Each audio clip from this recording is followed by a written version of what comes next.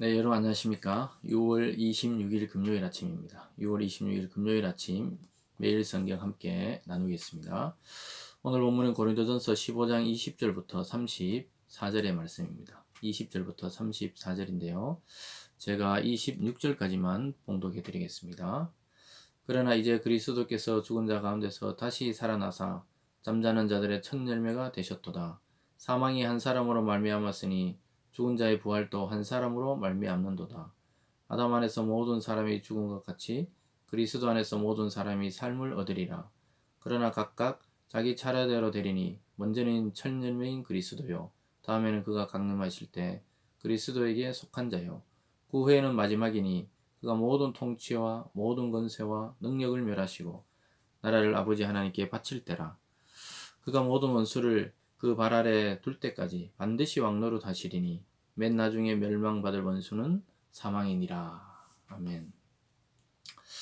계속해서 고린도전서 15장 부활에 대한 이야기, 15장 전체가 부활에 대한 이야기입니다. 그래서 흔히 고린도전서 15장을 부활장이다 이렇게 말하기도 합니다.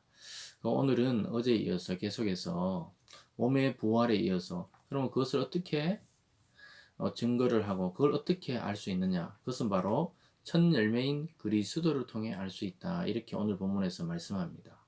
오늘 말씀의 제목을 첫 열매인 그리스도, 첫 열매인 그리스도 이렇게 하도록 하겠습니다. 오늘 본문 20절을 보면요, 그러나 이제 그리스도께서 죽은 자 가운데서 다시 살아나사 잠자는 자들의 첫 열매가 되셨도다 이렇게 말씀하고 있습니다. 그래서 그리스도의 부활과 성도의 부활은 바로 첫 열매인 이 그리스도의 그 증거를 통해서, 그 다음 계속 그리스도 안에 부활될 성도가 부활된다는 사실을 증명하고 있습니다. 여러분, 어떤 나무를 심었을 때 그 나무 열매를 보고 우리는 그 나무가 무엇인지 알게 됩니다. 그래서 사과가 그 열리게 되면 그것이 사과인 줄 알고, 또 복숭아가 열리면 그것이 복숭아 나무인 줄 알게 되는 것입니다.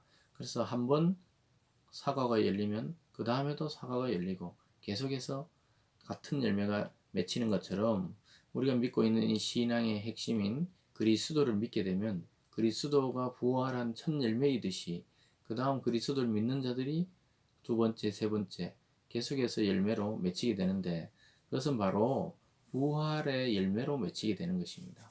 그리스도가 이 육체로는 죽고 영으로는 사신 것이 아니고, 육체가 같이 영혼과 죽으시고 3일 만에 새로운 몸으로 부활하신 것처럼 우리의 이 육체도 썩을 육체고 죽고 영원한 육체로 다시 살게 되어 있는 것입니다. 그 증거가 바로 첫 열매이신 그리스도입니다. 그 열매가 우리의 부활도 보증하고 있습니다. 그러나 그것은 하나님의 계획대로 때가 되었을 때 우리도 그리스도와 함께 부활하게 됩니다. 첫 열매는 그리스도고, 그 다음 그리스도 안에 성도들이 죽은 자 가운데 다시 살아나시고, 그 다음에 이 세상에 믿지 않는 자의 심판이 오게 됩니다. 이것은 그리스도는 부활의 첫 열매가 되셨지만 우리는 그리스도가 다시 재림하실 때 부활의 마지막 열매들로 또 맺히게 되고, 그리고 나서는 이 세상에 믿지 않는 자의 심판이 있게 됩니다.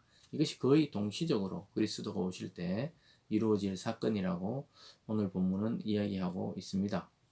그래서 22절에서도 아담 안에서 모든 사람이 죽은 것 같이 그리스도 안에 모든 사람이 삶을 얻으리라. 네, 우리가 아담이 타락하면서 모든 인류는 그 안에서 죽게 되고 또 살아날 수 없게 되었습니다. 그런데 그리스도가 부활하심으로 소망이 생겼어요. 아, 새로운 삶이 있고 또 새로운 몸이 있다는 것을 알게 된 것입니다. 그래서 아담 안에서는 모든 사람이 죽지만 그리스도 안에서는 모든 사람이 그를 믿음으로 새 삶을 얻게 됩니다. 이것은 당연한 것입니다. 제가 한국에 살다가 한국의 주권을 포기하고 미국으로 가게 되면 미국의 그 영주권과 시민권과 그 나라의 주권을 갖게 되면 미국의 법의 통치와 또 미국의 문화와 또 거기에 살아갈 수 있는 사람으로 만들어지는 것처럼, 그리스도 안에 있게 되면은 아담 안에 있던 그 모든 법이 상실되고 그리스도의 법이 우리에게 적용되기 때문에 우리는 마지막에 그리스도처럼 부활의 몸으로 당연히 부활하게 된다는 것입니다. 사도 바울은 그 원리를 이야기하고 있습니다.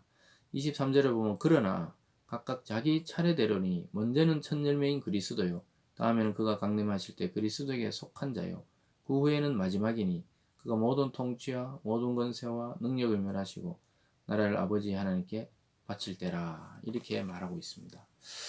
여러분 우리의 삶은 그래서 소망이 있는 삶입니다. 예수 안에 있는 삶은 절망이 아니라 영원한 소망을 가질 수 있는 삶이 되었습니다.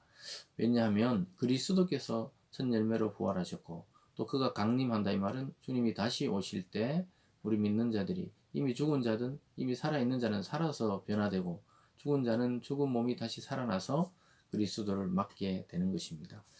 그럴 때 우리는 정말 주님의 얼굴을 다시 보게 되고 또 우리 믿는 성도들의 얼굴과 얼굴을 다시 보게 될 것입니다. 그 소망을 안고 이 세상에 살아가는 것입니다. 그리고 26절에 보면 맨 나중에 멸망받을 원수는 사망이다 이렇게 말하고 있습니다.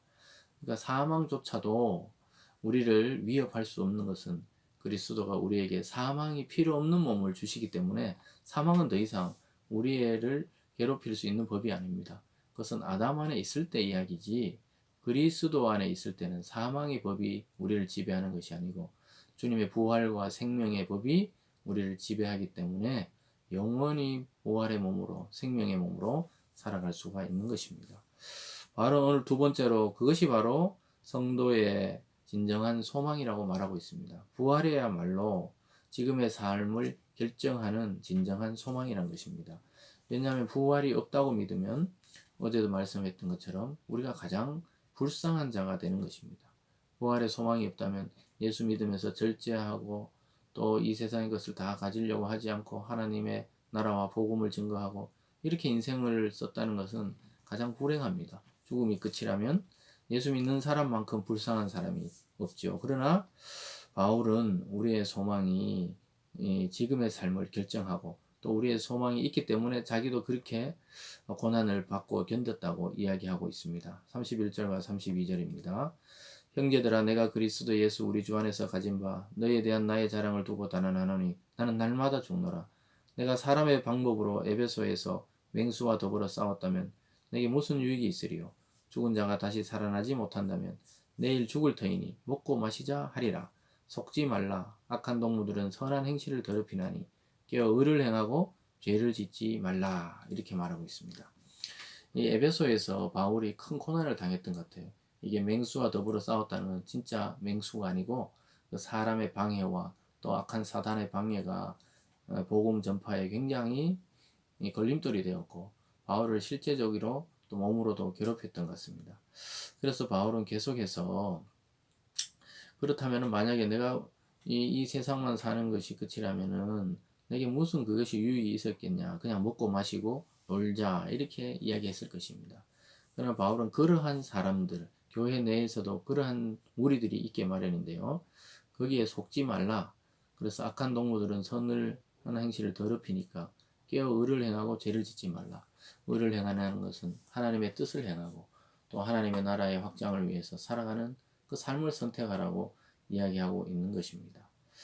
여러분 예수 그리스도 안에서 그리스도처럼 다시 부활의 몸으로 사는 것은 당연한 일입니다. 여러분 아까 말했듯이 한국에 있으면 한국의 법을 따라 사는 게 당연하고 미국에 있으면 미국의 법을 따라 사는 것이 당연하고 또 중국에 있으면 중국의 법을 따라 사는 것은 당연하듯이 우리가 이미 아담 안이 아니고 그리스도 안에 있기 때문에 그리스도처럼 다시 부활하는 것은 당연한 일이라는 것입니다. 여러분 자식들이 부모의 유전자를 담는 것은 당연한 것입니다. 우리는 그리스도의 유전자, 그리스도의 DNA가 우리 속에 들어와 있는 사람들이기 때문에 그리스도처럼 다시 살아나서 그리스도처럼 영원한 권세와 영광으로 살아갈 것입니다.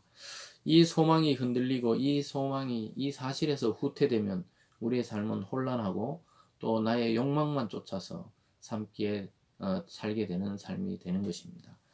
첫 열매로 우리의 보증이 되시고 우리의 증거가 되시고 우리의 모델이 되신 예수 그리스도를 바라보는 그런 소망이 있기를 주님의 이름으로 축원합니다.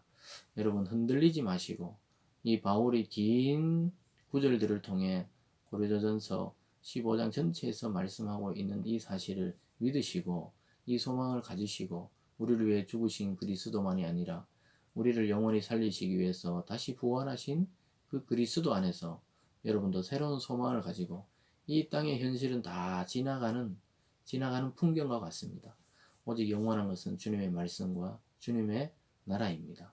우리가 그 나라에서 영원히 주님과 함께 왕노릇하며 영광스럽게 산다는 사실을 잊지 마시고 오늘 또 소망의 하루를 사시고 당당하게 여러분 그리스도인으로 오늘 하루도 출발하시기를 주님의 이름으로 축원드립니다. 기도하겠습니다. 사랑의 하나님 아버지 감사합니다. 하나님 오늘 바울의 겉면처럼 이 세상이 끝이라면 우리의 소망은 헛것이고 또 이렇게 이 세상 것을 가지지 않고 하나님 나라를 소망하며 살아가는 것은 완전히 무익한 일일 것입니다. 그러나 그리스도가 우리의 첫 열매가 되셨고 또 그의 사도들이 증거가 되고 또한 초대교회 성도들과 또 바울 사도까지 이렇게 증언하고 있습니다.